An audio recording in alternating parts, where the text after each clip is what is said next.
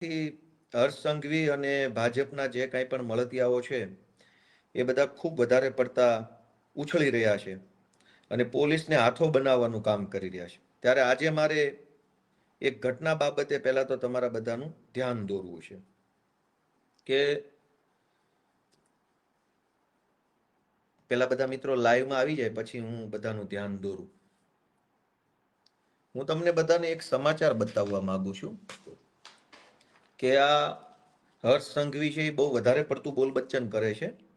ઠીક છે, અત્યારે સત્તામાં છે એટલે બહુ વધારે પડતું બોલબચ્ચન કરવા માટે થઈને એને કોઈ રોકટોક હશે નહીં. પણ મારા હાથમાં કેટલાક છાપાના ટુકડાઓ છે અને હું જનતાને જણાવવા માંગુ છું કે સંસ્કારની વાતો કરનારા, લોકોને સંસ્કારના ઉપદેશ આપનારા, પટ્ટાના નામે રાજકારણ કરી અને સામાન્ય પોલીસવાળા જે છે, કોન્સ્ટેબલ, લોકરક્ષકો, એના પરિવારને હાથો બનાવનારા હર્ષ સંઘવીની અસલિયત શું છે એ વાંચીએ આપણે. મારા હાથમાં આ બિઝનેસ સ્ટાન્ડર્ડ નામનું એક છાપું છે. 14મી સપ્ટેમ્બર 2013નું છાપું છે. એની હેડલાઇન વાંચો. એની હેડલાઇન એવું છે કે BJP MLA booked for abusing cop reining in Modi jubilation. હમણાં હું તમને આનો ગુજરાતી અર્થ સમજાવું. આ બીજું છાપું છે economic times. BJP MLA booked, બરાબર, અને એમાં તારીખ છે 14મી સપ્ટેમ્બર 2013. ત્યાર પછી આ ત્રીજું છાપું છે times of India. Times of ઇન્ડિયામાં એવું લખ્યું છે કે બીજેપીના ધારાસભ્યને પોલીસે એફઆઈઆર કરી. આ ઇન્ડિયન એક્સપ્રેસ છાપું છે.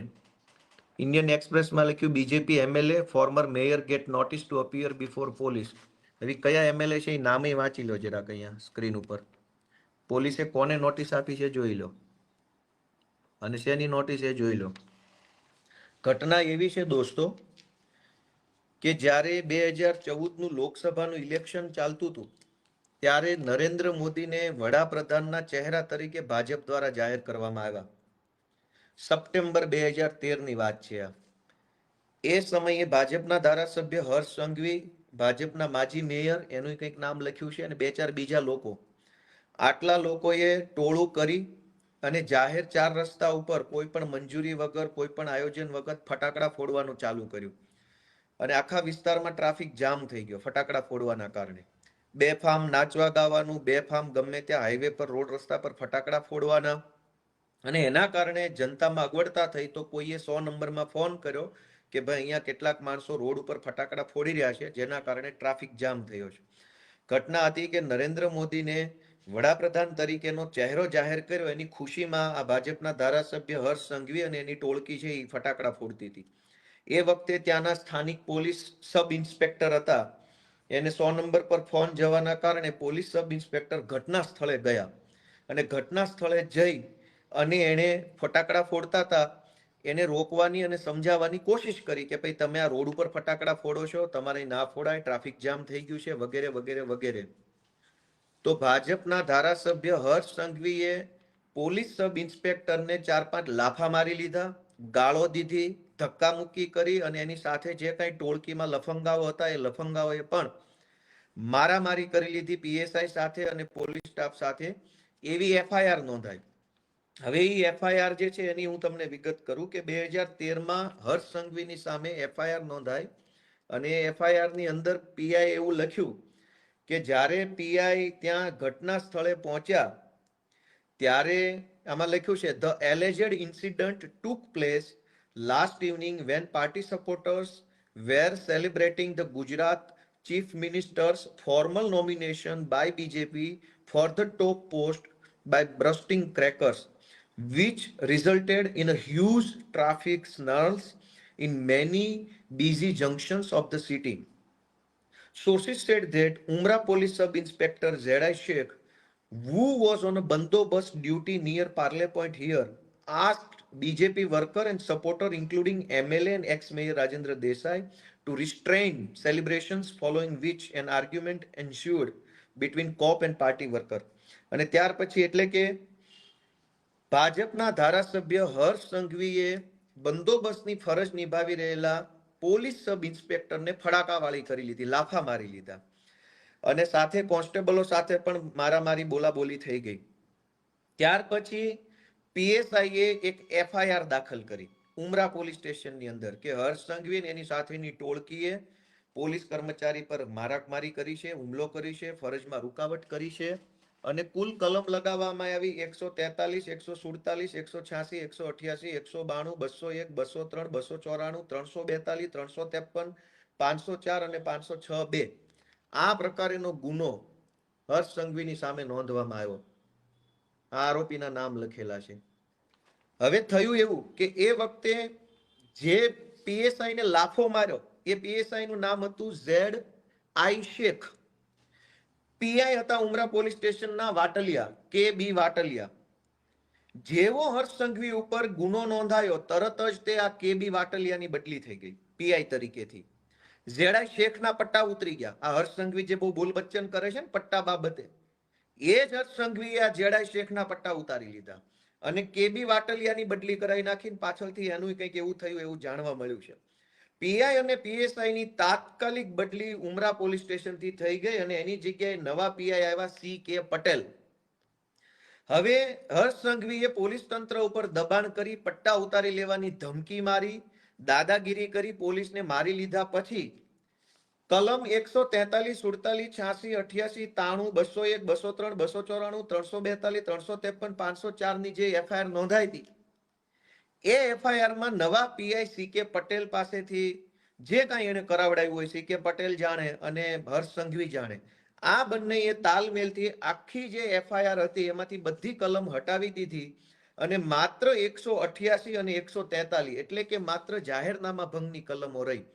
તપાસ દરમિયાન C.K. પટેલે એવી તપાસ કરી કે હર્ષ સંઘવીએ પોલીસને માર માર્યો નથી, પોલીસના કામમાં રૂકાવટ કરી નથી, પોલીસને કંઈ કીધું નથી, કંઈ કર્યું નથી, બસ ખાલી જાહેરનામાનો ગુનો હતો, ફટાકડા ફોડ્યા એટલું ખાલી કલમ રાખી, બાકીની બધી કલમ C.K. પટેલે હટાવી દીધી. દોસ્તો, જ્યારે એક પોલીસ સબ ઇન્સ્પેક્ટર પોતે ફરિયાદી બને, સરકાર તરફે ફરિયાદ કરે, ઓન ડ્યુટી એફઆઈઆર હોય કે હું ઓન ડ્યુટી હતો અને મને માર માર્યો એવી એફઆઈઆર હતી, એ એફઆઈઆર ની તપાસ દરમિયાન પીઆઈ ની બદલી આ હર્ષ સંઘવીએ કરાવી અને તપાસમાં એવું ખોલાવડાવ્યું કે મારામારી નથી થઈ, ખાલી ફટાકડા ફોડ્યા છે. હવે આ હર્ષ સંઘવી પછી આપણને અત્યારે જેણે પોલીસને માર મારી લીધો છે, લાફા મારી લીધા છે, એ હવે અત્યારે સંસ્કાર શીખવાડવા નીકળ્યા છે અને પોલીસના પટ્ટાનું જ્ઞાન તમે દેવા નીકળ્યા છો, જેણે પોલીસના ZI શેખના અને આ બધા વાટલિયા પીઆઈ ને બધાના પટ્ટા ઉતારી લીધા. આજની તારીખમાં પણ સરકારની વેબસાઇટ ઉપર કેસ નંબર 133/2014 છે, આજની તારીખમાં છે અને એની અંદર આજની તારીખમાં તે આ ભાઈનું નામ બતાવે છે આરોપી તરીકે કે જે કાંઈ પ્રોસેસ હોય આજની તારીખમાં. એટલે હવે પોલીસના પટ્ટા બાબતે હર્ષ સંઘવીએ કંઈ બોલવાનું રહેતું નથી કે તમે કેટલા શાણા અને સાહુકાર માણસ છો. બીજી વાત કે હર્ષ સંઘવીએ 2019માં એક કારસ્તાન કરેલું, એ કારસ્તાન પણ હું તમને બતાવું. આ કારસ્તાન છે, એમાં એવું લખ્યું છે કે BJP MLA Harsh Sanghavi threatens to thrash officials to new civil hospital. ત્યારે આ મહાસંસ્કારી વ્યક્તિ જે અત્યારે સંસ્કારના મોટા મોટા લેક્ચરો ફાડે છે માઇકમાં, એ માણસ સામાન્ય ધારાસભ્ય હતા સુરતથી અને એ ધારાસભ્ય તરીકે સુરતની નવી સિવિલ હોસ્પિટલમાં ચક્કર મારવા ગયા હતા. એ દરમિયાન કોઈ એક સરકારી માણસ સાથે એને પૂછપરછ કરી અને સરકારી માણસે કંઈક જવાબ આપ્યો. એ જવાબની સામે હર્ષ સંઘવીએ સરકારી માણસોને એવું કીધું કે તું મારી સામે બહુ સ્માર્ટ બનતો નહીં તો તારા ટાંટિયા તોડીને હાથમાં આપી દઈશ. એવું અહીંયા લખેલું છે, આ પીળી લાઈન જે કરીએ વાંચો. સ્ટોપ, અહીંયા લખેલું છે stop acting smart or I will ensure your knees are broken. સરકારી સિવિલ હોસ્પિટલમાં જઈને ધારાસભ્ય કક્ષાના વ્યક્તિએ સરકારી માણસને ટાંટિયા ભાંગી નાખીશ, આ ભાષા અને આ શબ્દોમાં વાત કરેલી છે. ત્યાર પછી મીડિયાએ ધારાસભ્ય હર્ષ સંઘવીને પૂછ્યું કે તમે આ સવાલ પૂછો, તમે ટાંટિયા ભાંગી નાખવાની વાત કીધી તો તમારું શું કહેવું? ત્યારે હર્ષ સંઘવીએ જવાબ આપ્યો, અહીંયા લખ્યો છે, I don't regret my harsh statement. સરકારી કર્મચારીને એવું કહેવામાં આવ્યું કે હું તારા ટાંટિયા ભાંગી નાખીશ. પછી મીડિયાએ પૂછ્યું કે તમે આવા શબ્દો બોલ્યા એ તમને વ્યાજબી લાગે છે?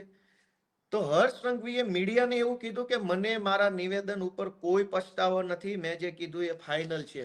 અને દરેક છાપામાં આવેલું છે. આ બીજું છાપું છે ધ ટાઈમ્સ ઓફ ઇન્ડિયા, એમાં પણ લખ્યું છે, તમે સ્પષ્ટ દરેક છાપામાં આવ્યું હતું કે સરકારી કર્મચારીને ટાંટિયા ભાંગી નાખવાનું કીધું.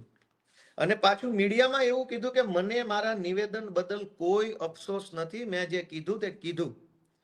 જિગ્નેશ મેવાણીની ભાષાને લઈને સંસ્કારનો ઉપદેશ આપનારા હર્ષ સંઘવીને વિનંતી છે કે સંસ્કારની વાત તમારે કરવાની નથી.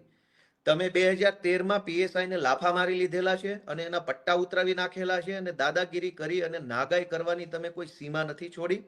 પીઆઈઓની બદલી કરાવી નાખેલી છે, તપાસ બોગસ કરાવડાવી છે અને તમે નિર્દોષ છૂટી જાવ એવા તમામ ષડયંત્રો પોલીસને અને અધિકારીને હાથો બનાવીને કરી ચૂક્યા છો. સંસ્કારની વાત તો બિલકુલ કરવી જ નહીં. બીજું કે તમે સરકારી સિવિલ હોસ્પિટલમાં જઈ અને સરકારી માણસોને ટાંટિયા તોડી નાખવાની ધમકી આપી ચૂક્યા છો, એટલે સંસ્કારની વાત તો તમારે કરવાની થતી નથી. અને જિગ્નેશ મેવાણીએ એવું નથી કીધું કે ટાંટિયા ભાંગી નાખીશું કે આમ કરી નાખીશું તેમ કરી નાખશું. હર્ષ સંઘવી અને જિગ્નેશ મેવાણીના શબ્દો ઉપરથી આપણે સંસ્કાર નક્કી કરવા છે. જિગ્નેશ મેવાણી એવું બોલ્યા કે ભાઈ પટ્ટા ઉતારી નાખવાની આવશે. હર્ષ સંઘવી એવું બોલ્યા કે ટાંટિયા ભાંગી નાખીશ. પટ્ટા ઉતારવા એનો અર્થ એ છે કે હું તારા વિરુદ્ધમાં ફરિયાદ કરીશ, ફરિયાદમાં તપાસ થશે, તપાસના અંતે તું દોષિત સાબિત થઈશ અને તારા પટ્ટા ઉતરી જશે. જે સરકારી પ્રક્રિયા છે એમાં કઈ બીજી કોઈ ખરાબ બાબત નથી.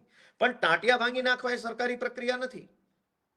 તો સંસ્કારની વાત કરનાર હર્ષ સંઘવીને એટલું જ પૂછવાનું છે, પટ્ટા ઉતારી નાખીશ એ સરકારી પ્રક્રિયા છે. પટ્ટો એવું નથી કે પોલીસ વાળા નજીક બોલાવીને